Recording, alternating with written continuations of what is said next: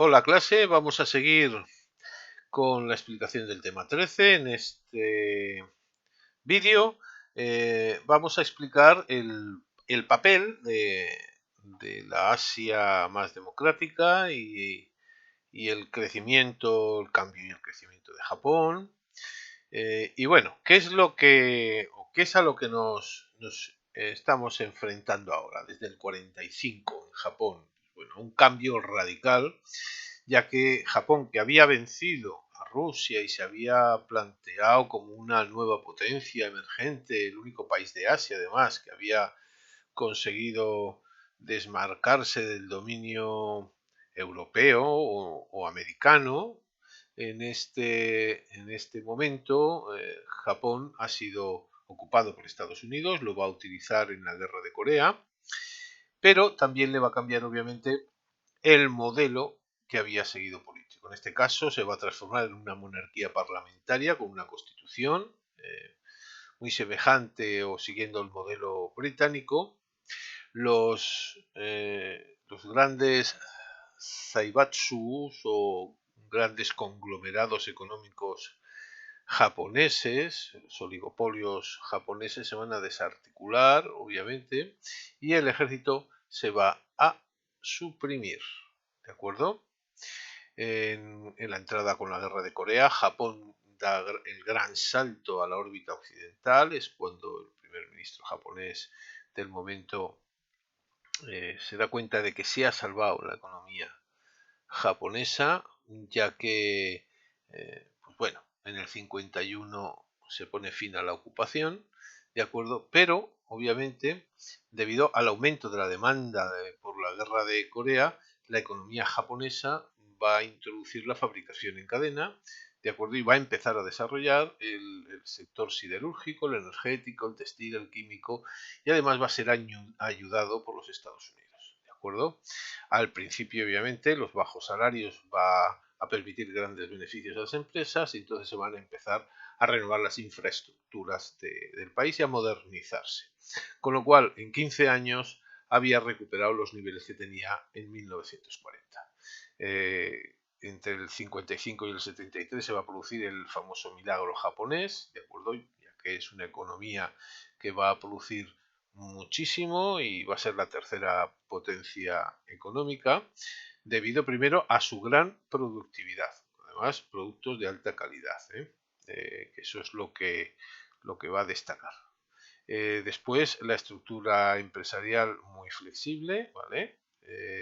Se van a crear grandes holdings y empresas más pequeñas que además muy rentables y productivas, sobre todo porque van a desarrollar la industria de consumo y van a tener un gran comprador que es Europa fundamentalmente y también Estados Unidos, con lo cual obviamente eh, el relanzamiento de las exportaciones va a permitir un desarrollo todavía mucho más constante. Además, la mano de obra muy preparada, de acuerdo, y además una relación entre la mano de obra y la empresa que se basa en un modelo medieval de dependencia y de asociación, ¿no? Muy a lo feudal, ¿no? Entonces, pues bueno, hay una lealtad, poca conflictividad, además mucha estabilidad laboral y sobre todo en el momento que hay problemas, bueno, las huelgas a las japonesas ya las conocemos, donde se trabaja el doble, ¿de acuerdo?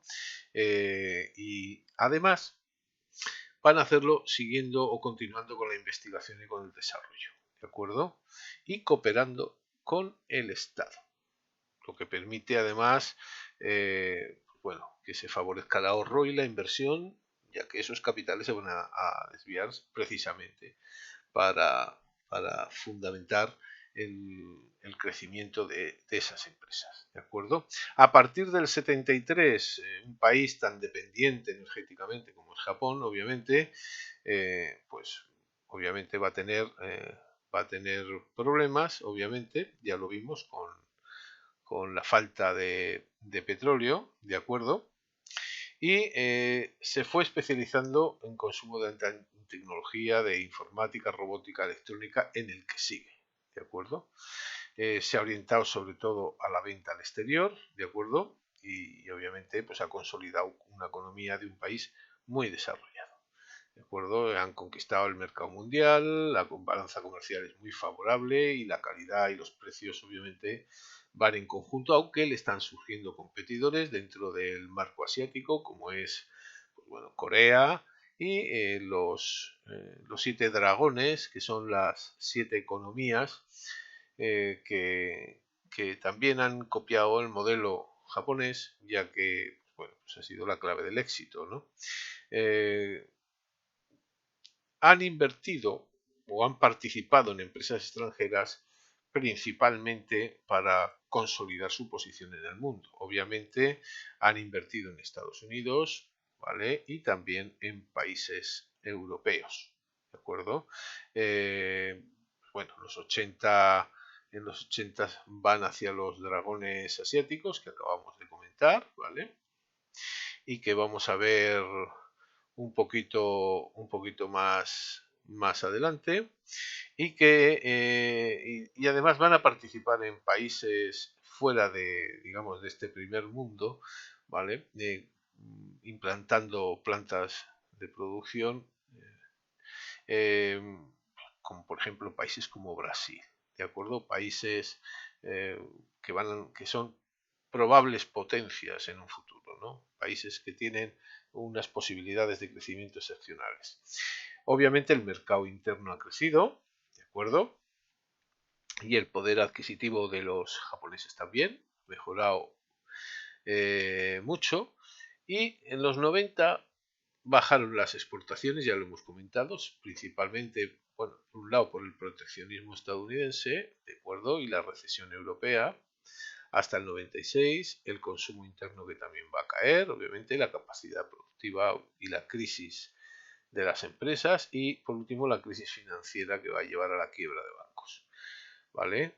La deflación pues, ha llevado obviamente a que se prolongue la crisis hasta principios del siglo XXI.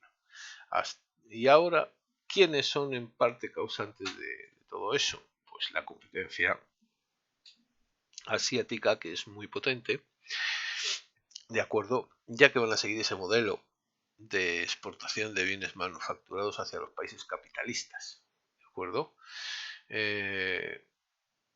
¿Cómo, digamos, estos dragones, cómo van a evolucionar desde los 50? ¿Vale? Pues bueno, los 50 Japón desarrolla su economía y además instala en los países vecinos. ¿Por qué? Pues bueno, lo que habíamos comentado también de Europa un poquito más tarde, va deslocalizando la industria en el continente o la va instalando en países en donde los salarios son menores y la producción puede ser muy alta y obviamente con lo cual los beneficios son mayores y más o menos Japón hace lo mismo. De acuerdo, crea todo eso en los 60, va a crecer Taiwán, la isla de Formosa, Corea del Sur, Singapur, Hong Kong, de acuerdo, al que se incorporarán más tarde Malasia, Tailandia, Indonesia y China, de acuerdo. Esos son los dragones, de acuerdo. Debido a ese nuevo modelo económico durante 70 y 80 va a crecer mucho el producto de estos países, ¿vale? Y la exportación, producción obviamente, si no, no crece el Producto Interior Bruto y la exportación, ¿de acuerdo? Por un lado, porque gracias a que el Estado, digamos, va a quitar trabas que obstaculizan la inversión extranjera y además van a dar subsidios y ayudas a multinacionales para que se instalen en sus territorios, ¿de acuerdo? Además va a haber una fuerza laboral que está cualificada pero que cobra poco, lo cual recuerda un tanto a España, gran fuerza laboral muy cualificada en muchos casos y cobrando bajos salarios, ¿de acuerdo? La estructura social es más o menos igualitaria, eh, con lo cual, obviamente, no hay una oposición dentro del país tradicionalista, terrateniente, que pusiera trabas a la modernización. Además, al incorporarse los circuitos financieros internacionales, atraen capitales de otros mercados y se dirigen además su producción su producción se dirige a los países más desarrollados, tanto europeos, estadounidenses como al propio Japón. Entonces, pues bueno, que van a desarrollar una serie de políticas proteccionistas para conservar el entramado industrial de sus propios países. ¿De acuerdo? ¿Y dónde se han especializado? Por lo mismo que comentábamos de Japón, en bienes de consumo de alta tecnología y media. ¿De acuerdo? Sobre todo en el mundo de la informática, la electrónica, los automóviles. ¿De acuerdo? Aunque también, por ejemplo, es importante el naval y el textil.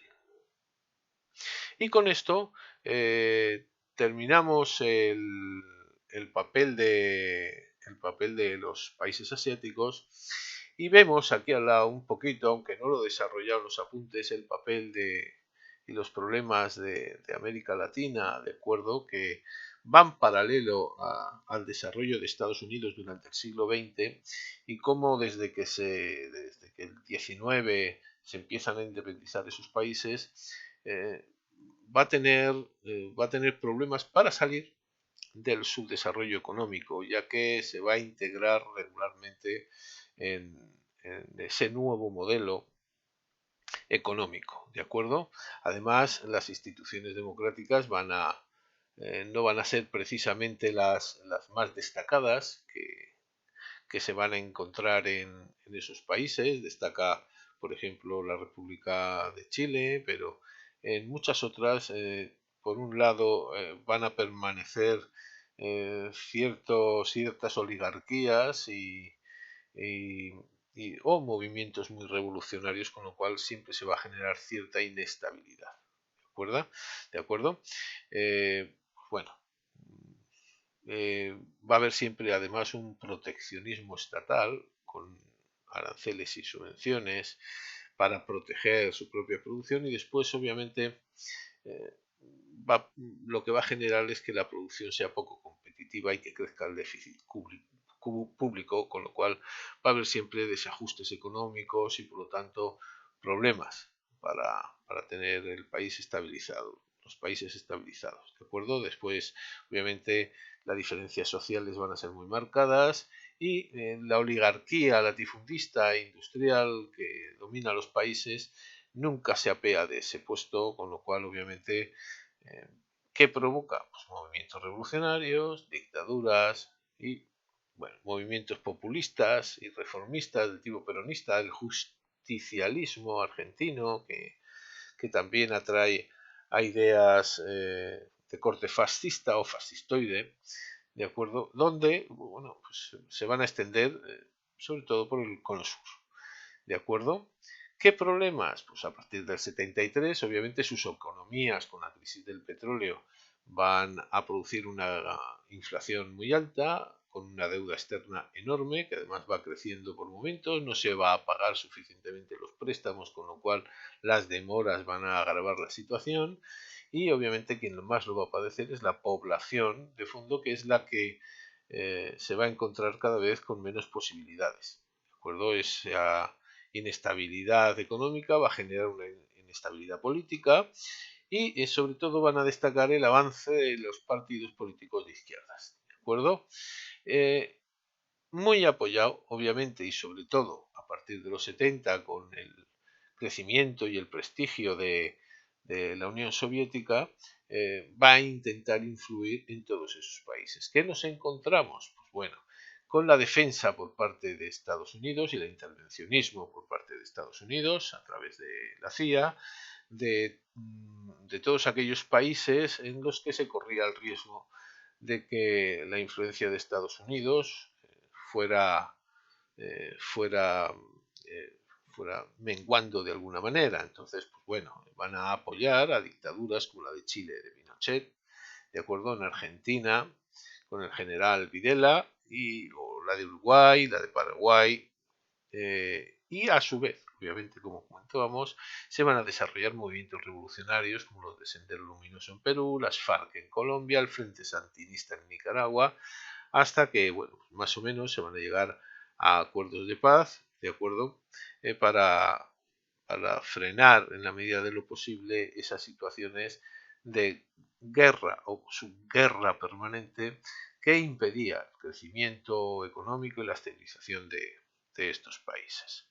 ¿De acuerdo? A principios de los 80 se inicia la democratización y la desaparición de esas dictaduras. Y con esto pasamos al bloque comunista, vamos a tocar la URSS, pero lo haremos en un próximo vídeo.